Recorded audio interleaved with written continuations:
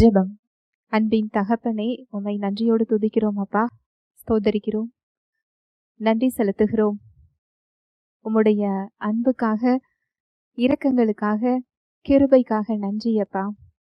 தாயின் கருவில் உருவாகிறதற்கு முன்னமே எங்களை நீர் அறிந்திருக்கிறீர், காப்பாற்றி இருக்கிறீர். முதிர் வயது உள்ளவராகும் வரைக்கும் நான் உங்களை ஏந்துவேன், தாங்குவேன், சுமப்பேன், தப்புவிப்பேன் என்றவரே உமக்கு நன்றி ராஜா. உம்முடைய வார்த்தையின் மூலமாக எங்களை வழி நடத்தி கொண்டிருக்கிறீர். நன்றி ஆவியானவரே. உம்முடைய வார்த்தையினாலே எங்களை பிழைப்பூட்டுகிறீர், வாழ்வளிக்கிறீர், வழி நடத்துகிறீர். எங்களுக்கு ஏற்ற மன்னாவை தாரும். நீங்க வார்த்தையாக கடந்து வருகிறதற்காய் நன்றி செலுத்துகிறேன். என்னை முழுமையாக அர்ப்பணிக்கிறேன். தடைகளை, மனக்கடினத்தை இயேசுவின் நாமத்தினாலே அப்புறப்படுத்துகிறேன். இயேசுவின் மூலம் ஜெபிக்கிறேன் நல்ல பிதாவே, ஆமேன். Praise the Lord. ஹல்லேலூயா. நன்றி இயேசுவே. தேவ அன்பை குறித்து நம்ம பார்த்துக்கிட்டு இருக்கிறோம். தேவ அன்பினுடைய முக்கியத்துவம், அதனுடைய இயல்புகள், நாம எப்படி படைக்கப்பட்டிருக்கிறோம், தேவ அன்பினுடைய செயல்முறைகள், நாம எப்படி அதுல நடக்கணும், ஏன் நடக்கணும், தேவனுடைய வார்த்தையின் அடிப்படையில நம்ம பார்த்து கொண்டிருக்கிறோம். தேவ அன்பில் செயல்படும் போதுதான் உலகம் நம்மை கிறிஸ்துவின் சீஷர்கள் என்று அறிந்து கொள்ளும் என்று சத்தியம் சொல்லுகிறது. தேவன் அன்பாகவே இருக்கிறார். அன்பில்லாதவன் தேவனை அறியான் என்று வேதம் சொல்லுகிறது. கிறிஸ்துவின் மூலமாக தேவன் நமக்கு மிகப்பெரிய விடுதலையையும் மீட்பையும் கொடுத்திருக்கிறார், ரட்சிப்பை கொடுத்திருக்கிறார். இலவசமாக கிருபையாக கொடுக்கப்பட்டிருக்கிறது. அதை விசுவாசிக்கின்ற விசுவாசத்தையும் அவர் இலவசமாக தந்திருக்கிறார். இந்த கிருபை நம்ம வாழ்க்கையில பெற்றுக்கொள்ளணும்னா விசுவாசத்தின் மூலம் பெற்றுக்கொள்ளுகிறோம். இந்த விசுவாசம் செயல்படக்கூடிய இடமாக தேவனுடைய அன்பு இருக்கிறது. தேவ அன்பு என்பது தேவன் செயல்படுகின்ற இடமாக, அவருடைய நாமம் மகிமைப்படும் இடமாக, உலகிற்கு நம்மை சாட்சியாக நிறுத்தும் இடமாக இருக்கிறது. இந்த அன்பில் செயல்படுவது தேவனுடைய கட்டளையாக இருக்கிறது. இதுல சொல்லப்பட்டிருக்கின்ற அன்பு மனித அன்பு அல்ல, அது தேவ அன்பு. இது உணர்வுகளின் அடிப்படையில் செயல்படக்கூடியது அல்ல. தேவ அன்பு விசுவாசித்து அறிந்து கொண்டு செயல்படுவது, தீர்மானம் எடுப்பது, அவரை சார்ந்து கொண்டு பெற்றுக்கொள்ளுவது. இததான் நம்ம கடந்த பகுதிகளில் நம்ம பார்த்து கொண்டிருக்கிறோம். இந்த தெய்வ அன்பு நீடிய பொறுமையுள்ளது, தயவுள்ளது, இரக்கமுள்ளது, பெருமை கொள்ளாது, பொறாமை கொள்ளாது, தன்னலம் நாடாது, தற்புகழ்ச்சியை விரும்பாது, தனக்கு செய்த தீங்கை நினைக்காது, பிறருக்கு அது தீங்கு நினைக்காது, அநியாயத்தில் சந்தோஷப்படாமல் சத்தியத்தில் சந்தோஷப்படும். கடந்த பகுதிகளில் பார்த்தோம். இன்றைக்கு நம்ம பார்க்க போகின்ற சத்தியம் 1 கொரிந்தியர் 13:7. சகலத்தையும் தாங்கும், சகலத்தையும் விசுவாசிக்கும், சகலத்தையும் நம்பும், சகலத்தையும் சகிக்கும். Praise the Lord. இன்றைக்கு நம்ம பார்க்க போறது சகலத்தையும் தாங்கும். தேவனுடைய அன்பு சகலத்தையும் தாங்கும். இந்த சகலம் அப்படிங்கிறது எல்லாவற்றையும், ஆல் திங்ஸ் அப்படின்னு சொல்லி வேதத்துல சொல்லப்பட்டிருக்கு. இந்த தாங்குகிறது அப்படிங்கிறது கிரேக்க மொழியில மூடுகிறது. ஒரு பொருளை கவர் பண்ணி மூடி பாதுகாப்போம் இல்லையா? அது போல இந்த தேவ அன்பு பாதுகாத்து அது மூடுகிறதா. கிரேக்க மொழியில இந்த வார்த்தைக்கு இந்த அர்த்தம் சொல்லப்பட்டிருக்கிறது. தேவ அன்பு சகலத்தையும் தாங்குகிறது. என்ன நடந்தாலும், இது சாதகமான சூழ்நிலையில் மாத்திரம் இல்ல, கடினமான சூழ்நிலைகள்லையும், நம்மால தாங்கிக் கொள்ள முடியாத சூழ்நிலைகள்லையும் தேவ அன்பு சகலத்தையும் தாங்குகிறது. இத குறிச்சு தான் இந்த பகுதியில நம்ம பார்க்க போறோம். இந்த தாங்குகிறது அப்படிங்கிறது டு கவர் அப்படின்னு சொல்லி கிரேக்க மொழியில போடப்பட்டிருக்கு. ஒன்றை பாதுகாக்கிறதற்காக மூடுகின்ற ஒரு வார்த்தையை இதுல சொல்லப்பட்டிருக்கு. வாசிக்கலாம். 1 பேதுரு 4:8. எல்லாவற்றிற்கும் மேலாக ஒருவரிலொருவர் ஊக்கமான அன்புள்ளவர்களாயிருங்கள். அன்பு திரளான பாவங்களை மூடும். எல்லாவற்றிற்கும் மேலாக ஒருவரில் ஒருவர் ஊக்கமான அன்புள்ளவர்களாய் இருங்கள். அன்பு திரளான பாவங்களை மூடும். இந்த தேவ அன்பு பாவங்களை என்ன செய்யாது? வெளிப்படுத்தாது, அது மூடுமா. பிறருடைய தவறுகளையும் குற்றம் குறைகளையும் பாவங்களையும் அது வெளிப்படுத்தாது. தேவ அன்பு அது மூடும். சகலத்தையும் தாங்குகிறதுல இது ஒரு பகுதி. நம்ம ஒருத்தரை பார்க்கும்போது அவங்களுடைய தவறுகளின் அடிப்படையில பார்ப்போம் இல்லையா? அவங்க செஞ்ச குறைகளையும் அந்த பாவங்களையும் அதன் அடிப்படையில அவங்கள பார்ப்போம். அதை மற்றவர்கள்ட்ட நம்ம சொல்லுவோம். நமக்கு எதிராக நடந்த அநியாயங்கள், நமக்கு செய்யப்பட்ட துன்பங்கள், அவங்க செஞ்ச தவறுகள், இதை நம்ம வருத்தத்தினாலேயோ நம்மளால அதை தாங்கிக் கொள்ள முடியாமலோ, இல்லை என்றால் நமக்கு அந்த புறங்கூறுதல் பழக்கம் நம்ம இருக்கிறதுனால நம்ம பிறரை பத்தி சொல்லலாம். என்ன ஒரு சூழ்நிலையா இருந்தாலும் சரி, தேவ அன்பு அப்படி செயல்படாது. நீதிமொழிகள் 10:12. பகை விரோதங்களை எழுப்பும், அன்போ சகல பாவங்களையும் மூடும். பகை விரோதங்களை எழுப்பும், அன்போ சகல பாவங்களையும் மூடும். ஒருவர் நமக்கு விரோதமாக செய்கின்ற காரியம் அநியாயமா இருக்கலாம், துன்பமா இருக்கலாம், ஒரு நியாயமான காரியம் இல்லாம ஒரு தவறுதலான ஒரு காரியமா இருக்கலாம். அங்க ஏற்படுகின்ற பகை என்ன செய்யும் அப்படின்னா, விரோதங்களை எழுப்பும், ஒரு பிரிவினையை அது உண்டாக்கும். அது குடும்ப உறவாக இருக்கலாம், நீங்க பணி செய்கின்ற இடமாக இருக்கலாம், தேவனை ஆராதிக்கின்ற சபையாக இருக்கலாம், சமுதாயமாக இருக்கலாம். பகை விரோதங்களை எழுப்பும், அன்போ சகல பாவங்களையும் மூடும். தேவ அன்பு இப்படிதான் செயல்படுகிறது. ஏனென்றால் தேவன் நம்முடைய அக்கிரமங்களையும் நம்முடைய பாவங்களையும் அவர் நினைவு கூறுவது இல்லை. அவருடைய அன்பு அதை கிறிஸ்துவின் இரத்தத்தினால் கழுவி சுத்திகரித்துள்ளது. இயேசு கிறிஸ்துவின் இரத்தம் அதை பாவங்களற கழுவி இருக்கிறது. அவர் நம்முடைய பாவங்களை எடுத்து ஆராய்ச்சி செய்வது இல்லை, அதை அவர் நினைவு கூறுவது இல்லை. அந்த அன்பு அதை மூடி இருக்கிறது. அப்பேற்பட்ட ஒரு கிருபையையும் மன்னிப்பையும் இரக்கத்தையும் அன்பையும் தேவன் நமக்கு கொடுத்திருக்கிறார். நாம் மனம் திரும்பி அவரிடம் செல்வதற்காக, அவருடைய உறவை ஒப்புரவாக்கி கொள்வதற்காக, அந்த உறவுக்குள் நாம் செல்வதற்காக அந்த தேவ அன்பு பாவங்களை மூடி அதை ஒன்றுமில்லாமல் செய்து அதை அப்புறப்படுத்தி பொறுமையோடு நமக்காக காத்து கொண்டிருக்கிறது. தேவன் இப்படிதான் நம்மை பார்த்து கொண்டிருக்கிறார். இப்பேற்பட்ட ஒரு மன்னிப்பையும் இரக்கத்தையும் கிருபையையும் அவரிடத்தில் நாம் தயவாக பெற்றிருக்கிறோம். தேவ அன்பு பாவங்களை மூடும். இதை நீங்க உங்க குடும்பத்துல செய்து பாருங்க. இதை நீங்க செய்யும் பொழுது, இது உங்களோட சொந்த பலத்துல இதை செய்ய முடியாது. அவருடைய பலத்தை பெற்றுக்கொண்டு, அவருடைய அன்பில் உங்களை பலப்படுத்தி கொண்டு, அதை நீங்க அனுபவிக்காமல், அந்த பலத்தை பெற்றுக்கொள்ளாமல் நீங்க பிறருடைய பாவங்களை நீங்க மூட முடியாது. பிறரது தவறுகளை மூடுவது, பிறரது பாவங்களை மூடுவது அப்படிங்கிறது அதை கண்டு கொள்ளாமல் விடுவது அல்ல.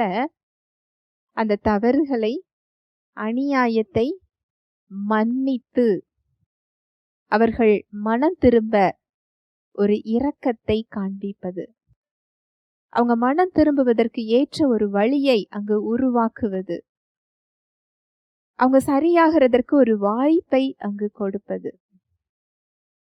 இந்த மூடுகிறது அப்படிங்கிறதோட அர்த்தம் அதுதான். ஏன்னா தேவன் நமக்கு இந்த வாய்ப்பை கொடுத்திருக்கிறார். தேவன் நமக்கு இந்த வாய்ப்பை அவர் கொடுத்து கொண்டு காத்து கொண்டிருக்கிறார்.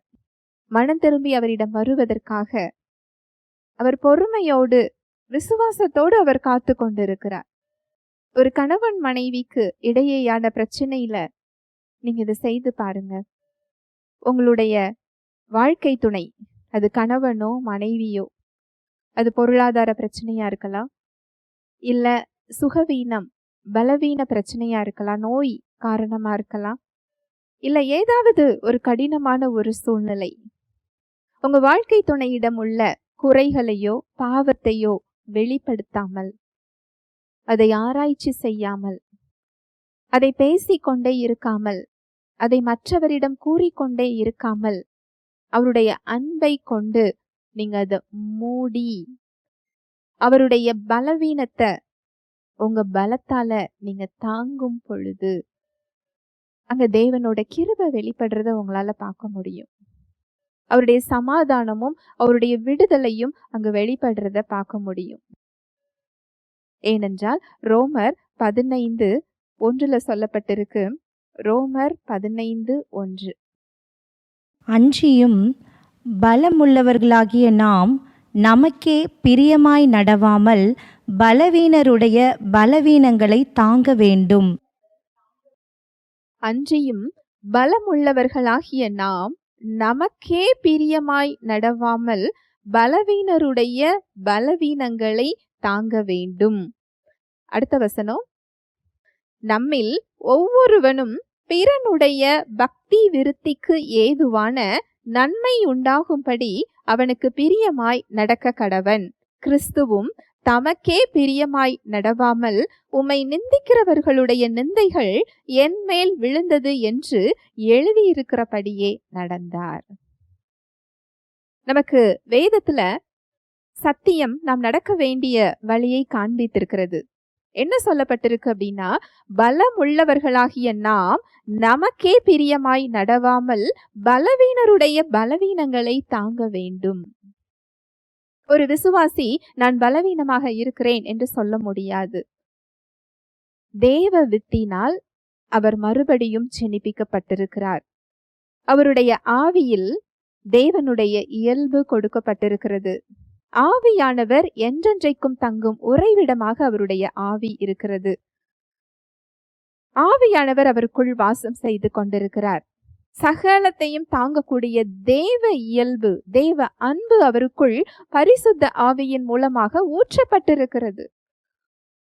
தேவனை அறியாதவர்கள், தேவனை அறிந்திருந்தும் அந்த உறவில் இல்லாதவர்கள், அவருடைய அன்பை அனுபவிக்காதவர்கள் பலவீனமா தான் இருப்பாங்க. பிரச்சனைகளின் அடிப்படையில் அதை பார்க்காம ஆவிக்கு ஏற்றபடி ஆவிக்குரிய பிரகாரமாக அதை பார்க்கும்போது அவங்க பலவீனங்களை உங்களால தாங்க முடியும். ஏனென்றால் கிறிஸ்துவும் அவருக்கு பிரியமா நடக்காம அவர் என்ன செஞ்சார் அப்படின்னு போடப்பட்டிருக்கு அப்படின்னா, கிறிஸ்துவும் தமக்கே பிரியமாய் நடவாமல் உம்மை நிந்திக்கிறவர்களுடைய நிந்தைகள் என் மேல் விழுந்தது என்று எழுதியிருக்கிறபடியே நடந்தார்.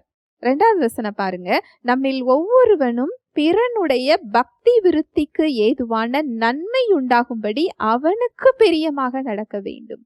அப்படின்னா அவங்க பலவீனங்களை தாங்கணுமா, அவங்க சுமைகளை நம்ம சுமந்து கொள்ளணுமா, அவங்களுக்கு உதவி செய்ய வேண்டும். ஒரு 2 பேர் நடந்து போய்கிட்டு இருக்கிறாங்க. 2 பேர் கையிலையுமே சுமை இருக்கிறது. ஒருவருக்கு அந்த சுமையை தூக்க முடியல, தூக்கக்கூடிய பலம் அவர்கிட்ட இல்ல. இன்னொருவர் பலசாலியாக இருக்கிறார். அந்த பலசாலி அந்த பலவீனம் உள்ளவருடைய சுமையை தான் வாங்கி கொண்டு அவருக்கு அந்த இடத்துல உதவி செய்யறதுதான். ஒவ்வொரு பிரச்சனைகள்லையும் பலவீனம் உள்ளவர்களை நாம என்ன செய்யணுமா? தாங்கணுமா. ஒருத்தங்க அநியாயம் செய்றாங்க, ஒருத்தங்க துன்பம் செய்றாங்க, ஒருத்தங்க பாவம் செய்றாங்க அப்படின்னா அவங்க பலவீனத்துல நிக்கிறாங்க. அவங்களுக்கு அந்த இடத்துல சத்தியம் தெரியல. ஆவிக்கேற்ற பிரகாரமாய் நடந்து கொள்ளாமல் மாம்சத்துக்கு ஏற்ற பிரகாரமா நடக்கிறாங்க. அவங்க பலவீனமாய் நிற்கிறதுனால பலம் உள்ளவர்களாகிய நீங்கள் அவங்க பலவீனங்களை தாங்கணுமா. எப்படி தாங்கணும்? அவருடைய அன்பை பெற்றுக்கொண்டு அந்த அன்பினால் அவர்களது குறைகளை மூடுவது, அவங்க அநியாயங்களை மூடுவது, அவங்க பாவங்களை மூடுவது, அவங்க மனம் திரும்புகிறதற்கும் அவங்க பலப்படுவதற்கும் அவங்க தேவனுடைய வழிக்கு வருவதற்கும் நீங்க அங்க ஒரு வாய்ப்பு கொடுக்கிறது. மன்னிப்பையும் கிருபையையும் கொடுப்பது. அங்க ஒரு பகையையும் விரோதத்தையும் வைராகியத்தையும் உங்க மனதிற்குள் சேர்த்து வைக்காமல், அது பகையை உண்டு பண்ணும், அது உறவுகளை பிரிக்கும், அது உறவுகளை ஒன்று சேர்க்காது. பகை விரோதத்தை எழுப்பும், அன்போ பாவங்களை மூடும். இந்த அன்புல நீங்க செயல்படும் போதுதான் அந்த உறவுகளை நீங்க ரீஸ்டோர் பண்ண முடியும், திரும்ப பெற்றுக்கொள்ள முடியும். தேவன் அந்த இடத்துல செயல்பட முடியும். அவருடைய சிறந்ததை உங்களால பெற்றுக்கொள்ள முடியும். அவருடைய நாமம் அதுல மகிமைப்படும். தேவன் இதுல பிரியமாக இருக்கிறார். தேவன் இதை விரும்புகிறார். ஏனென்றால் இயேசு கிறிஸ்துவும் நம்முடைய பலவீனங்களை அவர் சுமந்து கொண்டார். நம்மளால செய்ய முடியாத ஒரு காரியத்தை அவர் செய்து முடிக்கிறதற்காக அவர் மாம்சத்தில் வெளிப்பட்டார். அது அவருக்கு ஒரு கடினமான ஒரு காரியம்தான். அவர் சிலுவை சுமந்தது அவருக்கு எளிதான ஒரு செயல் அல்ல. அவருக்கு அது ஒரு பாரமான ஒரு செயல், அவர் விரும்பாத ஒரு செயல். அதை ஏன் அவர் விரும்பி ஏற்றுக்கொண்டார் என்றால், உங்கள் மீதும் என் மீதும் அவர் கொண்ட அன்பின் நிமித்தம். நம்முடைய பலவீனங்களை அவர் பார்த்தார். நம்முடைய பலவீனங்களை அவர் அங்கு சுமந்து கொண்டு நமக்கு அங்க ஒரு உதவி செய்திருக்கிறார், ஒரு தியாகம் செய்திருக்கிறார். நம்ம மனம் திரும்புகிறதற்கு ஒரு வழியை அவர் அங்கு உண்டு பண்ணி இருக்கிறார். இதுதான் தெய்வ அன்பு. இததான் அந்த இளைய குமாரன் சம்பவத்துல பார்க்க முடியும். வீட்டை விட்டு தந்தையிடம் சொத்தை பிரித்து கொண்டு வெளியேறி சென்ற அந்த இளைய மகன் எல்லாவற்றையும் தொலைத்து விட்டு அவர் திரும்ப வரும் பொழுது, அந்த தகப்பன் அவருடைய பாவத்தையோ அவருடைய அநியாயத்தையோ அவருடைய குறைகளையோ அவருடைய கடந்த காலத்தையோ குற்றங்களையோ அவர் ஆராய்ச்சி செய்யல. அது அவர் ஞாபகப்படுத்தல. அது அவருக்கு சொல்லி காண்பிக்கவில்லை. அந்த தகப்பனுடைய இருதயம், அவருடைய அன்பு அந்த குறைகளை, அந்த கடந்த காலத்தை, பாவமான வாழ்க்கை முறையை அங்கு மூடுகிறது. மனம் திரும்பி வந்தவரை அங்கு அன்போடு மன்னித்து இரக்கம் காண்பித்து அவரை ஏற்றுக்கொள்ளுகிறது, அவரை முத்தம் செய்கிறது. அந்த உறவை அவர் அங்கு திரும்ப பெற்றுக்கொள்ளுகிறார். அந்த பாவங்கள் அங்கு மூடப்பட்டதுனால, தவறுகள் அந்த அன்பின் மூலம் மூடப்பட்டதுனால இழந்த உறவை அவர் திரும்ப பெற்றுக் கொள்ளுகிறார். அங்கு குடும்பம் ஒன்றிணைகிறது, அங்கு சந்தோஷமும் மகிழ்ச்சியும் உண்டாகிறது. இதுதான் தேவனுடைய சித்தமாக இருக்கிறது. அவங்களுடைய பலவீனங்கள்ல நம்ம தாங்கிறது, கடினமான சூழ்நிலைகள்ல இதை விட்டுருவோம், இதுக்கு மேல நம்மளால சுமக்க முடியாது அப்படிங்கிற காரியங்கள் நிறைய சூழ்நிலைகள் இருக்கும். நம்ம விழுந்து போன உலகத்துலதான் வாழ்ந்துகிட்டு இருக்கிறோம். அது உங்களுடைய வாழ்க்கை துணையின் பிரச்சனையா இருக்கலாம், உறவுகள் பிரச்சனையா இருக்கலாம், பிள்ளைகளை குறித்த காரியமா இருக்கலாம், நீங்க பணி செய்கிற இடத்துல இருக்கலாம், ஊழிய காரியமா இருக்கலாம். இதுக்கு மேல என்னால முடியாது, இதை விட்டுருவோம் அப்படின்னு சொல்லி நமக்கு விடக்கூடிய சூழ்நிலைகள், அந்த இடத்துக்கு நம்ம தள்ளப்படுவோம், தூண்டப்படுவோம். அந்த சமயத்துல தேவ அன்பு விடாது, அது விட்டு விடாது.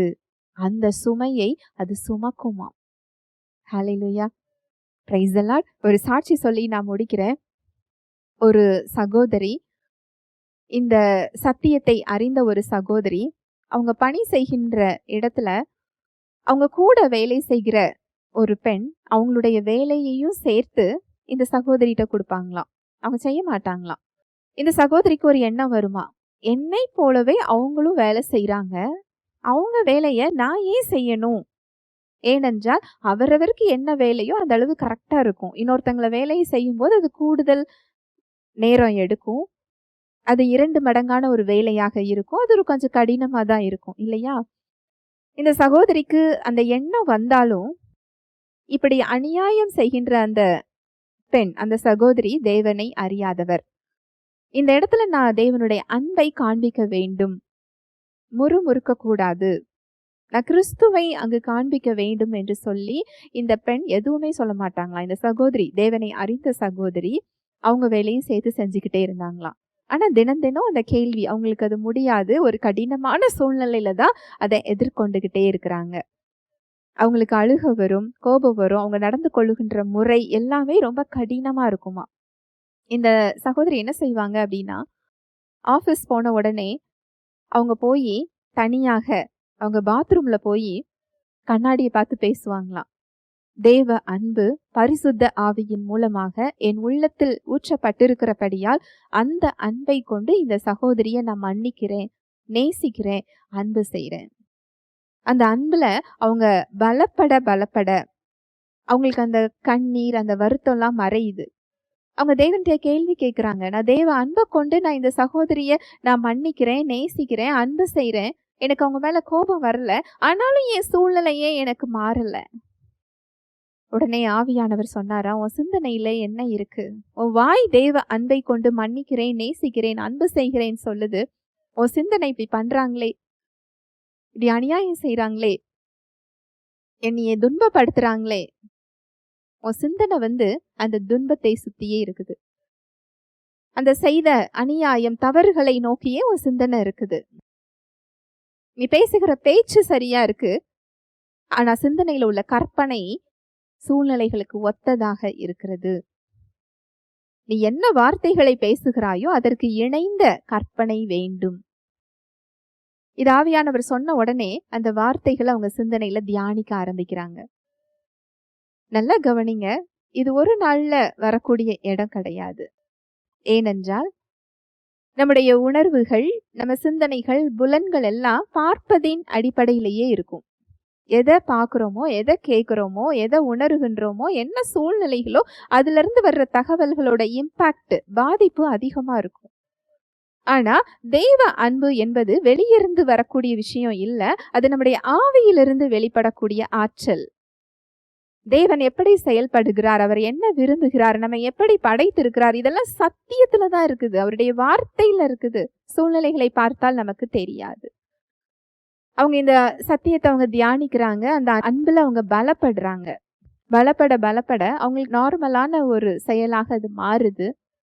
சில நாட்கள்ல அவங்க கூட பணி செய்த அந்த சகோதரி, நான் வேலையை விட போகிறேன் அப்படின்னு சொல்றாங்க. சொன்ன உடனே இந்த சகோதரிக்கு ரொம்ப ஆச்சரியம். உங்க வேலையும் சேர்த்து நான் தானே பாக்குறேன், நீங்க ஏன் வேலையை விடணும் அப்படின்னு சொல்லி கேட்டாங்களாம்.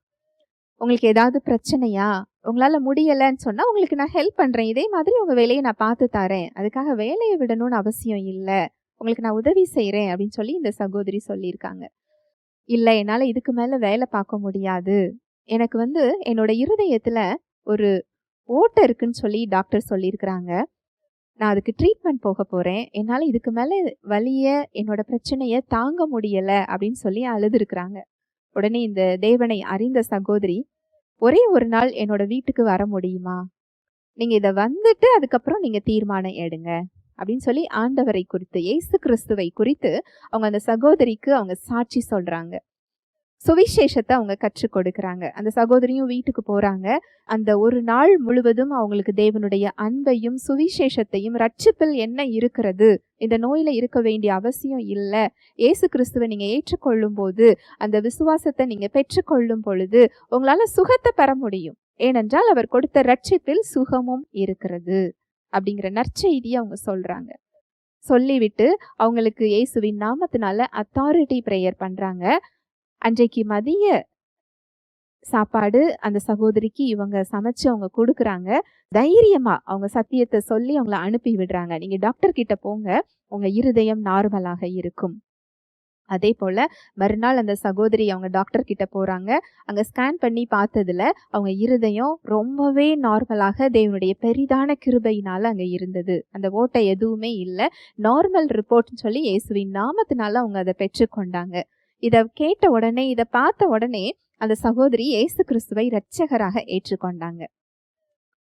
இந்த சூழ்நிலையில தேவனை அறிந்த இந்த சகோதரி, பலமுள்ள இந்த சகோதரி, அந்த பலவீனமான அந்த சகோதரி செய்த அநியாயத்தையும் தவறுகளையும் பொறுக்காமல், என்னோட நீதி என்ன, என்னோட நியாயம் என்ன, என்னோட ரைட்ஸ் என்ன, நான் ஏன் இதை செய்யணும்னு சொல்லி அவங்க நீதி நியாயத்தை பேசி இருந்தால், அந்த தவறுகளை வெளிப்படுத்தி அவங்க சாதாரண உலகத்துல செயல்படுகிறது போன்ற ஒரு செயல் அவங்க இருந்திருந்தாங்கன்னு சொன்னா, இந்த இடத்துல இந்த சாட்சியை பார்த்திருக்க முடியாது. அந்த ஆத்துமா ரட்சிக்கப்பட்டிருக்காது. கிறிஸ்துவை அந்த சகோதரி பார்த்திருக்க மாட்டார் இல்லையா? அது மாத்திரம் இல்ல, அந்த சகோதரி அவங்களுடைய மேலதிகாரி ரட்சிக்கப்படுவதற்கும் ஒரு பெரிய ஒரு வாசலாக அவர் இருந்தார். அது மாத்திரம் இல்ல, அந்த ஆபீஸ்ல அவ்வளோ பெரிய ஒரு ப்ரமோஷனுக்கு அந்த சகோதரி வந்தாங்க. அந்த இடத்துல எல்லாருக்கும் கிறிஸ்துவை வெளிப்படுத்துற ஒரு சாட்சியுள்ள பாத்திரமாக அந்த சகோதரி நிற்கிறாங்க. இதுதான் ஒவ்வொரு விசுவாசியோட அழைப்பும். இதுதான்.